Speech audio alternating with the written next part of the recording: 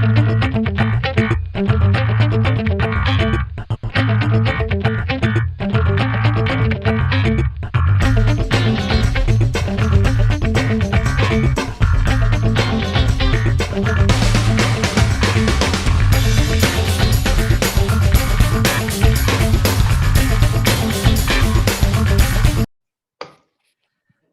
Bill. Welcome to Music Podcast Rewinding from Montenegro. Thank you very much for your time.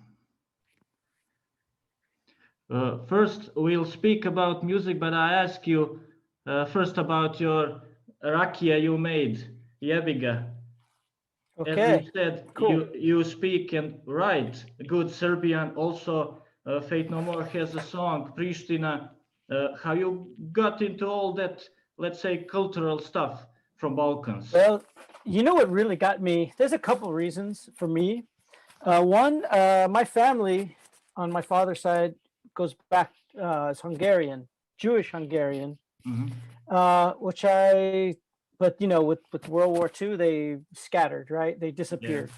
Yeah. And I always thought it was Budapest, but it turns out it was really close to the Serbian border where they come from. So I think that there's something in my family that I got, like with the Balkans, this weird little connection, you know. But also Faith No More played in Ljubljana in 1991.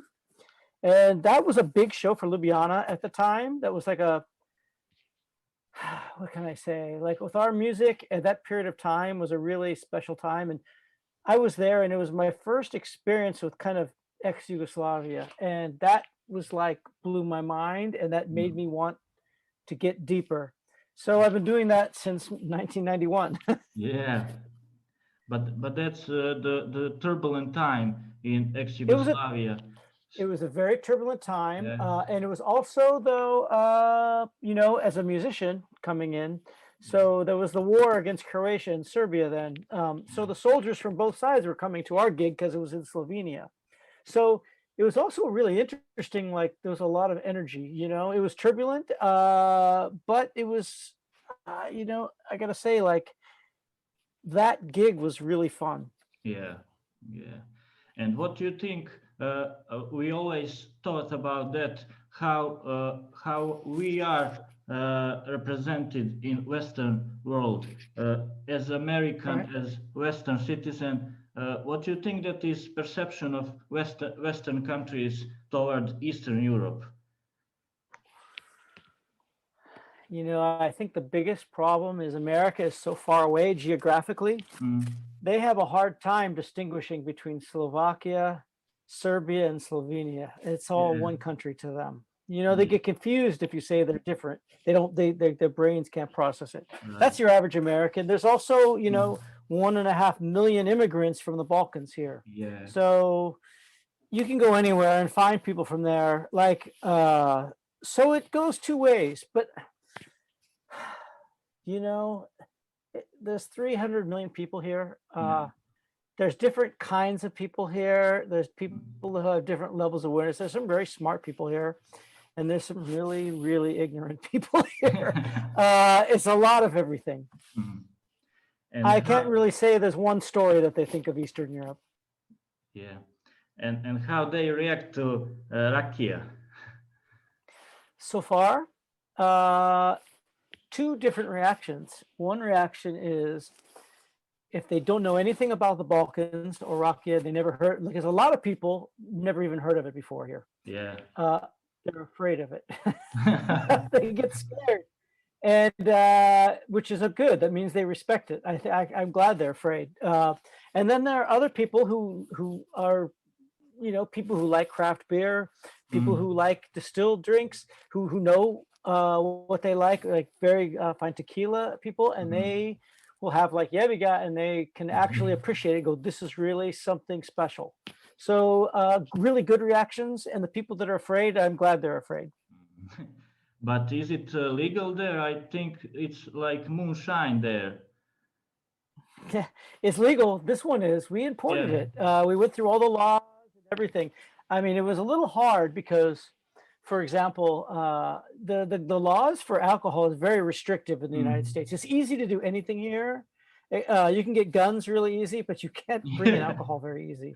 Yeah. And So what's interesting is we're using like these plums from a farm, like real Schlieve, that's like the natural kind, you know, that we don't Right. add anything to it. It's completely like you make on a farm. But Yeah. what happens is there's a problem with the plums. If you use a natural Schlieve, the methanol is too high for the US standards. That was difficult, but we found a way around it in the distillation, and we kept it natural. But it was very difficult. It took about 1.5 years. Yeah. So Loza, there's no way you can make there. Oh no, well, no, we can. And actually, I want to find a Loza and bring it here, a real one. And I know actually, it's funny you said Montenegro. I think might have some of the best Loza, especially the Bella Loza. Yeah. And let me now ask you about Fate No More. Yep. I want to ask you how you decided to make such a band, because today, if someone told I want to make a band like Fate No More, that could mean you made a funk, punk, metal, all kinds of band. How you find that specific sound? You know, we didn't think about it like what kind of band we wanted to do. We just kind of did what felt good to us. And I don't think in the beginning we ever really thought we would have the success that we had. I mean, not where, because if you look at it, it shouldn't work. It's like you said, your description is very confusing, actually. Yeah. We just did it because it felt good, and we worry about it later. We kind of went with what was natural. And I think that we kind of created our own language in a really weird way. I'm glad we did it that way, actually. Yeah. And it's turned out during the years that all of you from the band become so influential on your instruments. How you manage to get all that ego, all that creativity into that one band? Well, you mean, how do we function like a democracy, you mean? It's very difficult, very, very difficult. We are very different people. We are all very good at what we do, but we really are different people. And when it works, it's really good. When it doesn't, it's a pain in the ass.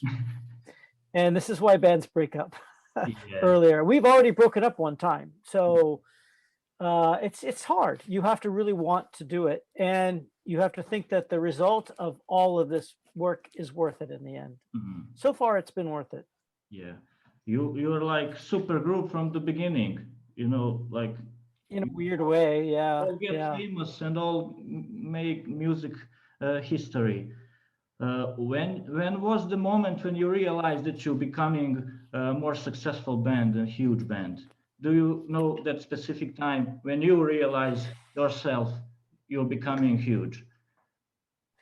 Yes. Back when we were on tour with the album The Real Thing, we were touring and we were on a bus, and we would get faxes from our managers because we were always on tour at the hotel. And the fax said something like, "You sold 300,000 records this week." And that was like, shit, that's pretty good. It took a year and nothing happened. It was dead. And then all of a sudden it just went like a rocket. That's how it goes. And I guess. And we need to mention your role as a producer. What was the turning point when you decide that you'll produce your album? Before that, you did, if I'm not wrong, 5 great albums. Do you feel that you're missing something in production? No. What happened was, in the earlier albums, I was always involved in arrangements of the songs. So that's what you call pre-production. Yeah. And I was always interested in recording, but I just didn't really have the technical knowledge to do it. So I was always watching the engineers.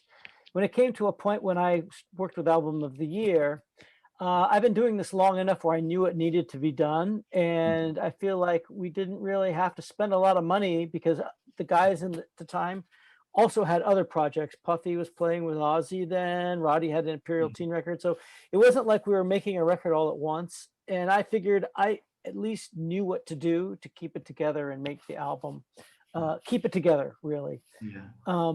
And then the last one, I just did it because I didn't want to tell anybody we were making a record. I just wanted to do it myself and in peace. I didn't want to have any bullshit in the media, people talking about it or my friends talking about it. I just wanted to make a record just and enjoy it. And if it feels good, then we're going to tell everybody. And that's what we did. That's great, because when I read about and hearing about bands, it's opposite always, like they making their safe production work with production manager who work earlier with them. So exactly the same sound, and that's it. You did the opposite of that. Sometimes that's a good thing. I mean, actually, there's good things about that too. And it depends on the band and the situation. But in our situation, this was the right thing at that time. I mean, maybe in the future we'll go with somebody we worked with already. Maybe we try somebody new. It all depends. Yeah. It's good to have to think that you don't have to be this way and do the safe way with the same producer, but you also don't always have to be different every time. It's good to kind of have all options and do the best choice. Right. And when we mentioned that break, you played a hell of a bands in that period when you're not working with Fate No More. There's Jello Biafra, Brujeria, Shandy's Addiction, Fear and Fears of the Nervous System. How you managed to get all that music and all that people to work together? Those projects, they contacted me, and it was over the period of like 11 years. So yeah, you just said like 6 projects, but that was 6 projects in 11 years.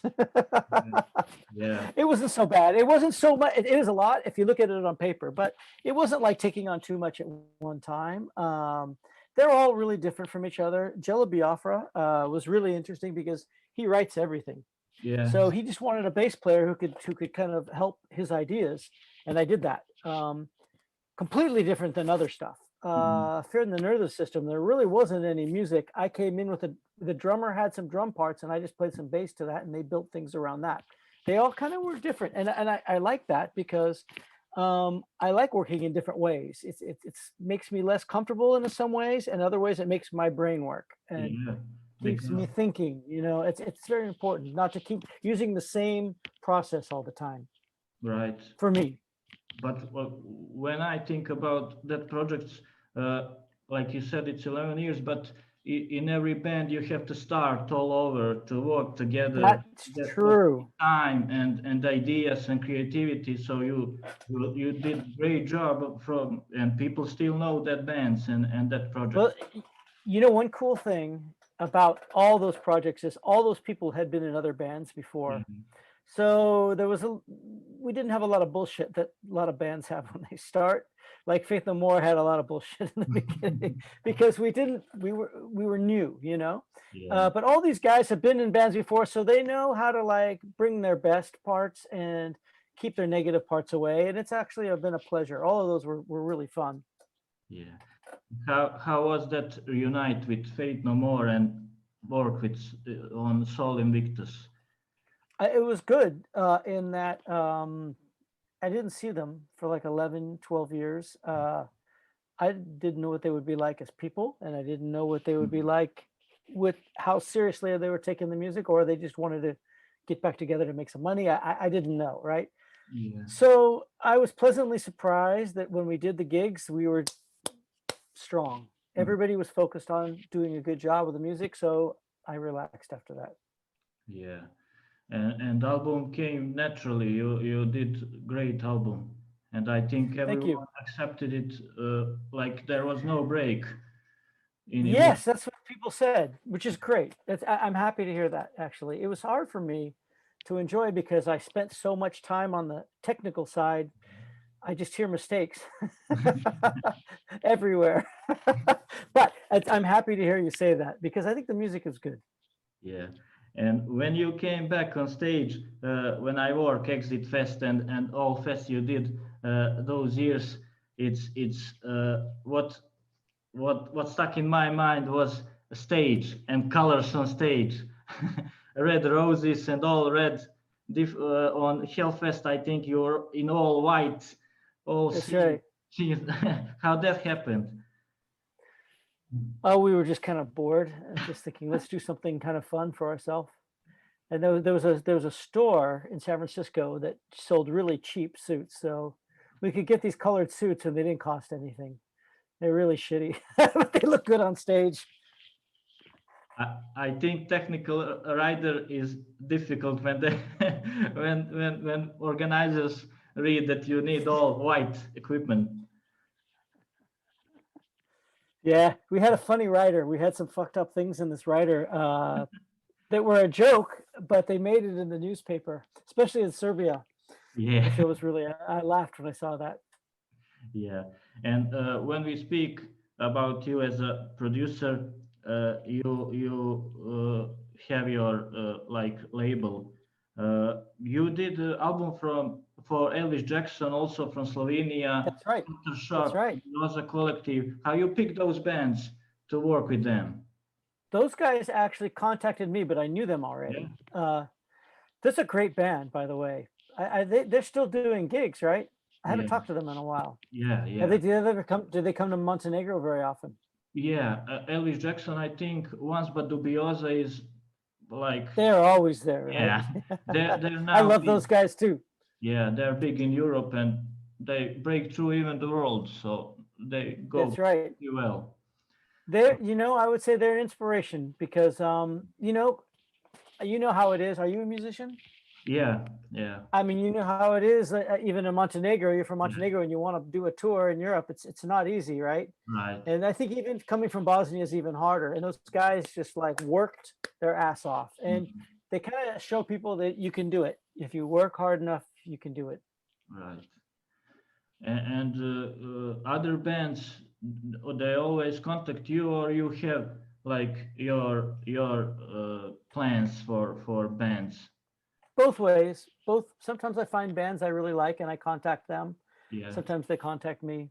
I like to, I get bored really easy. So I'm always kind of looking for something that makes me excited, because I have to say 99.9% of the shit I hear bores me to death. Yeah. So if I find something exciting, I want to be part of that. It keeps me young in a weird way, Yeah. Right. And what you think about today's music and industry and, underground and like new styles? What for you, what's the main change from like in 70s, 80s and 90s till today? What's the main difference? The main difference is that everybody gets their music from Spotify and things like that, which is a good thing. But it's also, it's like going to a buffet. You go to a restaurant with this big buffet and you pay one price and you get all of the food, but none of the food tastes so good because there's so much of it. And I think that before, if there was an album, like, let's make an example. I remember in the 80s, there was a punk band from Finland called Tervit Cadet. I heard they were really cool, but where the fuck are you going to find the record? And there was one record store in San Francisco that sold this little 45 CD fitness LP. And when I bought that, it was special. When I played it at home, I was focused on it because this was something I found that was not easy to find. On Spotify, it's all there on the fucking, nothing's hard to find. It's all in front of you. So it's harder. For me, it makes a challenge for something to be so exciting. Because today, I don't know any way how the bands could become big, if it's, yeah. The only reason why they're big, it's, money and views on YouTube. Like in 70s, and also it's so digital. Yeah. You have like 50 great bands in every sense, from selling albums to marketing and well known. Today, it's so hard to get big. So rock and roll and mainstream are somewhere lost between years. You know, I think is a kind of a shame, and it might be the generation, but underground also isn't quite as strong as it used to be. Like, I don't know, in like Podgorica, if you have any cool rock clubs, right? Rock bars where people listen to Yeah. music, but probably less now than there was 10 years ago, right? All playing covers. So it seems everywhere. Yeah, exactly. It's not the same kind of thing, you know, where cool bands are becoming the little stage, and a touring band, you know, from wherever could be playing there on the stage. Like in the States, in San Francisco, a lot of the underground clubs are closing, and this could be a temporary thing. I don't know, but for right now, it's kind of depressing. Yeah. And I gotta ask you about the recent election. We also follow it. It was insane. I didn't know when it's gonna end. So I know. what's your perception know. now? What do you think about future president and all presidency?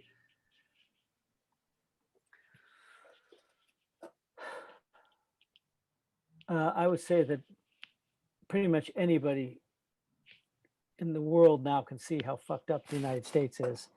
I think we tried to hide it before, but we can't hide it anymore. It's fucked up here. But it could be even worse than it is now. I think we're at a period of time, and I know a lot of Balkan people don't agree with me and my politics and everything, because I know there's a big problem with the Democrats and with Kosovo and stuff like that. And I understand that, you know, but I think that what we're looking at with Trump could be a potential real problem for everybody. It could be a problem for you guys too. We don't even know, because he's insane. Anything is possible with this guy. Yeah, but I'm not a fan. Yeah, because only thing I still don't get it, what kind of change people want it. Do they want it to live better? Do they want it to end wars? Because I think it's impossible to do all that things good, you know. But well, they want, maybe they want to do better. They want to end wars. But the thing is that those things are not happening. Yeah, it's just cheap words, you know. Somebody says, hey, guess what, I'm going to give you $1 million, you know, and then I don't give you $1 million.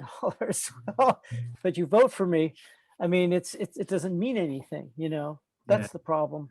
Yeah, because, you know, I don't know what people expecting. It's same here, you know. We changed our government after 30 years, but I remember, yes. Yeah, right. But crucial things will stay the same. Yeah, you know, same shit, different day. Nothing ever that's changed. the problem, because the roots are so deep, right? You can't get them out. Yep. I know you guys had a problem for a long time. Yeah. From the beginning of Civil War till now, you know, right. the people are still confused. There's a lot of corruption. There's a lot of religion getting involved in you know, everyday life. So it's pretty weird now. This At virus, least you guys are on the euro. Yeah. This virus also show all weakness of countries. How bad is the virus for you guys? Well, it's getting worse now. It's second wave, so it's getting colder. Yeah, the hospitals are full, so it's almost break. That's bad. Here it's a disaster. I mean, California is better than a lot of places. We're a little more progressive, and people like San Francisco, people are fairly cool. Like when they heard this was a problem, they stayed inside. And so our numbers are okay. But other parts of the country where they think that like wearing a mask is a problem for their freedom, they're having big problems now.